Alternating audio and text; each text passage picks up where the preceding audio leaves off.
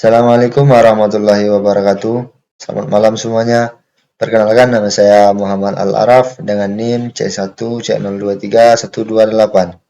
Di sini saya akan mempresentasikan hasil kerja saya mengenai akad istisna pada mata kuliah akuntansi syariah. Baik, langsung saja kita memasuki pembacaan materi. Untuk materi yang pertama, apa itu akad istisna? Secara bahasa, istisna berasal dari kata sana'a yang ditambah alif, sin, dan to yang menjadi istisna yang dapat diartikan talab al-sun'ah, meminta dibuatkan barang atau meminta untuk dibuatkan sesuatu. Istisna merupakan salah satu bentuk akad ghairu musamma yang mirip dengan salam. Jadi, akad istisna adalah akad tentang jual beli yang diperbolehkan dalam Islam dengan sistem pesanan yang melibatkan kedua belah pihak, yakni pihak pemesan dan pihak pembuat pesanan, yang di dalam pesanan tersebut terdapat perjanjian mengenai sesuatu yang dipesan dan telah disepakati oleh keduanya. Selanjutnya, jenis-jenis akad istisna. Jenis akad istisna dapat dibedakan menjadi dua, yaitu sebagai berikut. Jenis yang pertama, istisna tunggal. Dalam akad ini, penjual sendiri yang bertanggung jawab penuh untuk membuat dan menyerahkan barang sesuai dengan spesifikasi yang telah disepakati, baik dari segi jenis, ukuran, kualitas, maupun waktu penyelesaiannya.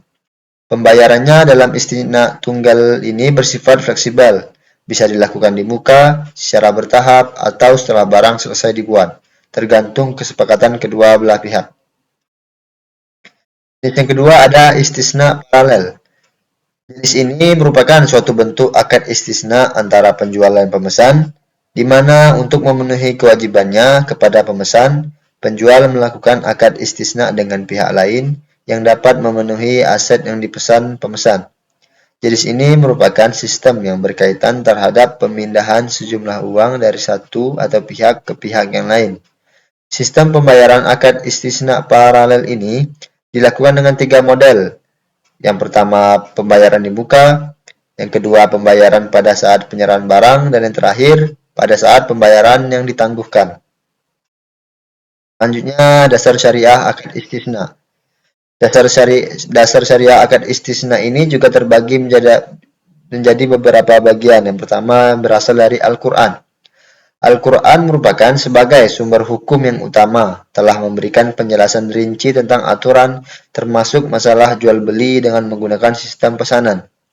Seperti dalam Quran Surah An-Nisa ayat 29 yang dijelaskan bahwa dalam jual beli jika ada unsur paksaan, kita bebas menentukan, karena kita berhak memilih. Kemudian juga terdapat pada Al-Quran Surah Al-Baqarah ayat 282 yang menjadi dasar syariah akad istisna. Dasar syariah yang kedua ada Al-Hadis. Hadis merupakan sumber hukum Islam kedua setelah Al-Quran yang berupa perkataan, perbuatan, keputusan, dan persetujuan dari Rasulullah SAW. Sebagai landasan syariah umat muslim di kehidupan termasuk dalam aktivitas jual beli. Pendukung mazhab Hanafi dan sebagian besar ulama fikih modern menyatakan bahwa akad istisna adalah akad yang sah dan halal. Ulama dari mazhab Hanafi memiliki argumen yang berguna untuk memperkuat pandangan mereka tentang perjanjian istisna yang berdasarkan pada kisah Nabi Muhammad SAW.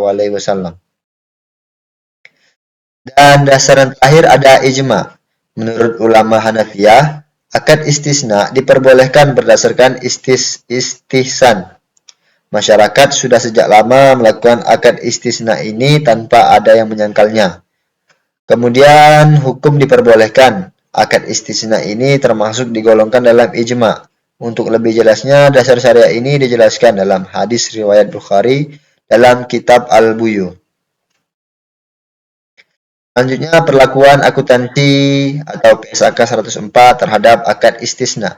Dalam PSAK syariah, akad istisna biasa digunakan oleh lembaga keuangan perbankan syariah dengan aturan pengakuan dan pengukurannya harus mengikuti standar yang sudah ditetapkan oleh DSASIAI atau Dewan Standar Akuntansi Syariah Ikatan Akuntan Indonesia.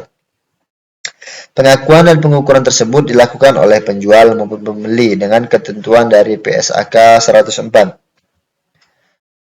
Adapun perlakuan akuntansi bagi penjualnya yaitu meliputi beberapa hal. Yang pertama, penyatuan dan segmentasi akad, pendapatan istisna dan istisna paralel, kemudian istisna dengan pembayaran tangguh, lalu biaya perolehan istisna, kemudian biaya perolehan istisna paralel, kemudian penyelesaian awal, perubahan pesanan dan tagihan tambahan, dan yang terakhir pengakuan taksiran rugi. Adapun perlakuan akuntansi yang mengatur akuntansi istisna bagi pembeli. Yang pertama, pengakuan aset dan utang. Yang kedua, pembayaran tangguh. Yang ketiga, amortisasi beban. Yang keempat, kerugian keterlambatan. Dan yang terakhir, barang ditolak. Kemudian ilustrasi kasus akad istisna. Di sini saya mengambil contoh pabrik baru direncanakan akan dibangun oleh PT Maju Jaya Yogyakarta sebagai ekspansi perusahaan di daerah Klaten. Dana yang dibutuhkan untuk melakukan pembangunan ini diperkirakan sebesar 10 juta rupiah. Karena keterbatasan dana, PT Maju Jaya mengajukan pembiayaan istisna kepada Bank Syariah sebesar 10 juta rupiah. Sedangkan lahan yang telah dipersiapkan sampai pematangan tanah bernilai 2 miliar 2 juta rupiah. Bank Syariah bertindak sebagai penjual. Untuk melaksanakan pembangunannya, Bank Syariah tidak dilakukan sendiri. Bank Syariah melaksanakan pemesanan kepada kontraktor PT Arya Raya sebagai pelaksana pembangunan gedung untuk memenuhi kebutuhan pembeli akhir, yaitu PT Maju Jaya. Perincian dalam kasus ini dapat dihitung sebagai berikut. Harga pesanannya sebesar Bank Syariah 10 juta kepada PT Maju Jaya. Kemudian harga jual Bank Syariah ke PT Maju Jaya atau nasabahnya sebesar 15 juta rupiah. Adapun margin keuntungan pembiayaan istisna-nya sebesar 5 juta rupiah.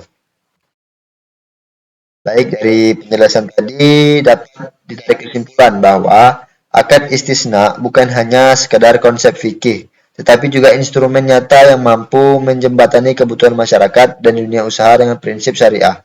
Pemahaman yang komprehensif mengenai definisi, jenis dasar hukum, perlakuan akuntansi, serta ilustrasi penerapannya sangat penting agar akad ini dapat diaplikasikan secara tepat dalam praktik bisnis dan perbankan syariah. PPT ini diharapkan dapat memberikan kontribusi dalam memperluas wawasan mahasiswa dan pembacanya mengenai akad istisna, sehingga mampu memahami peranannya dalam mendukung sistem ekonomi Islam yang adil, transparan, dan berorientasi pada kemaslahatan umat. Baik, sekian penjelasan yang dapat saya sampaikan. Apabila ada kesalahan kata maupun sikap selama presentasi berjalan, saya mohon maaf. Saya akhiri. Wassalamualaikum warahmatullahi wabarakatuh.